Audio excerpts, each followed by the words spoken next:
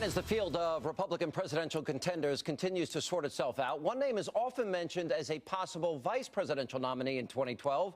He is the wildly popular freshman senator from the great state of Florida, Marco Rubio. And tonight, Senator Rubio joins me from the Ronald Reagan Presidential Library in beautiful Simi Valley, California. Now, he delivered a major address on the role of government in America. Senator, good to see you. Welcome back, sir.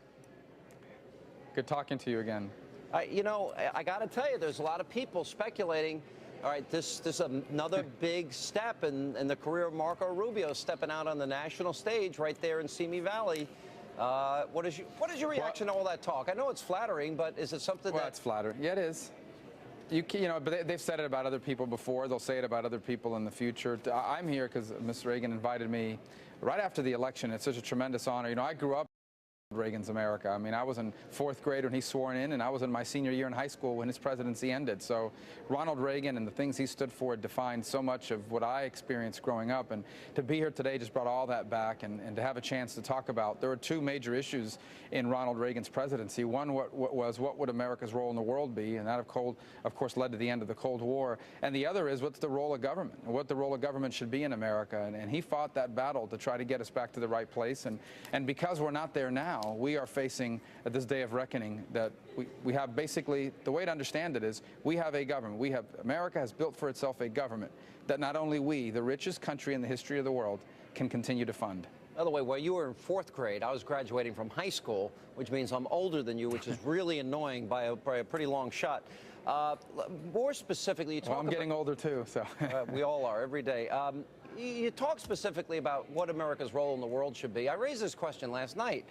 I wonder now, as the White House and political operatives from President Obama try and grab credit for Libya, even though I don't think we have any clue as to what the final outcome is going to be, does he now support the Bush doctrine of preemption?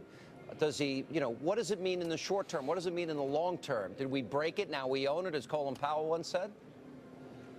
Well, unfortunately, I think on Libya, the policy was too late to come to a coherent policy, even till the very day. Look, I'm very happy that Muammar Gaddafi is not going to be around in Libya, and I actually think the administration didn't handle that well because they waited too long to move one way or the other. Either way they wanted to go, but they had to make a move early and be decisive, and not doing that actually has allowed this to go on longer. But we should be happy for the people of Libya. The world's going to be a better place if Muammar Gaddafi's not in charge of Libya. But that aside, I mean, the role of America, one of the most important roles we play is just to be an example to the world, to show that you can have both prosperity and still be a compassionate country, that market forces in the free economy allow people to overcome the circumstances of their birth and live a life their parents couldn't even imagine. And the fact that we even exist, the fact that America even exists, is an inspiration to people all over the world. Ronald Reagan knew that. He knew that it wasn't just so much what we said, it's how we lived. And the fact that if America was America, the rest of the world would be better.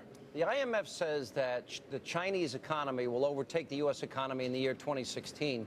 The vice president's over in China, and he's trying to calm fears about our economy and saying, well, don't count the U.S. out.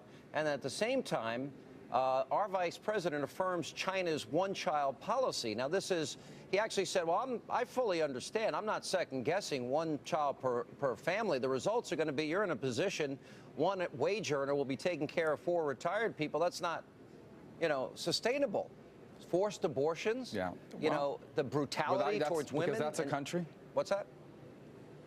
That's a country where the government dominates society. And in China, the government is the country. That's the difference between countries like that and us. So America's not a government. America's a nation of people. The government works for us. We have a government that's supposed to serve us and do things that governments do, like act in our national security, build roads and bridges, take care of the issues that government's supposed to be taking care of. In countries like China, the government is the country. But soon what we'll see there is that people will call out for freedom as well. They'll wonder how come we're building these huge industries that are helping our country grow, but we don't have access to Google. We can't look up any website that we want. And so that day is coming for them as well.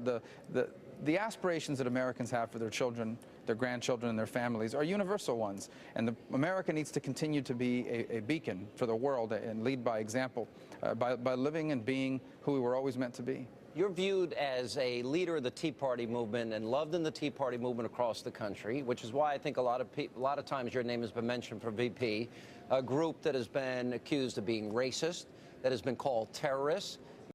Waters said a couple of days ago that they can go straight to hell. You had a fellow Floridian congresswoman suggesting that the real enemy is the Tea Party movement, just either today or yesterday. Why do you think there's these attacks against the Tea Party, and why is this double standard that this is one group you can basically say anything about, no ramifications at all?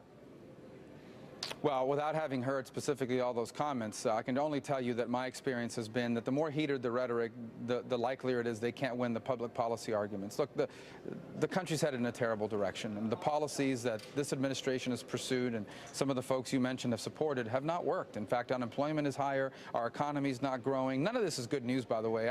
I love my country a lot more than I love my political party. I want America to do well, but the policies that are being pursued in Washington are not going to get us there. And so if you're part of the group of people that supported those policies, you can't defend the policies. You're not going to win on that. The only way you're going to win and convince people to vote for you is to really try to demonize the other side. And I think that's why you see some of this overheated rhetoric. And we should address it, but we shouldn't get fixated on it, because at the end of the day, the fundamental problem facing our country is that we spend a lot more money than we take in. Every month, the federal government borrows $120 billion that it doesn't have in order to pay and function as a government. Every day, our tax code destroys jobs. Our regulatory system destroys jobs. We have Obamacare about to kick in 2013. That will kill jobs. That is the real problem, and we need leaders that will focus on that and begin to solve those issues. What do you think of I know you're not supporting, you haven't endorsed anybody. What do you think of the current field of GOP candidates that want to take on Barack Obama? I think it's an underrated field, and as I tell people all the time, running for president's not a decision, it's a process. You can't just say, I want to be president. You have to go out and actually do it. That means long days on the road, speech after speech, audience after audience, a lot of hands you have to shake, waking up at 4 o'clock in the morning to do morning shows and staying in, cheap hotels all across Iowa, New Hampshire, South Carolina, and the early states, all because you want to be president. That tests people. And from that process, you're going to get someone who has the stomach to face the kinds of issues that a president has to face. So I am confident that when the primaries are over, we're going to have a nominee on the Republican side that is going to lead our country in the right direction. And the truth be told, I think any of them would be better than who we have there right now. All right, Senator Rubio, thanks for being with us. Good to see you again. Thanks, Sean.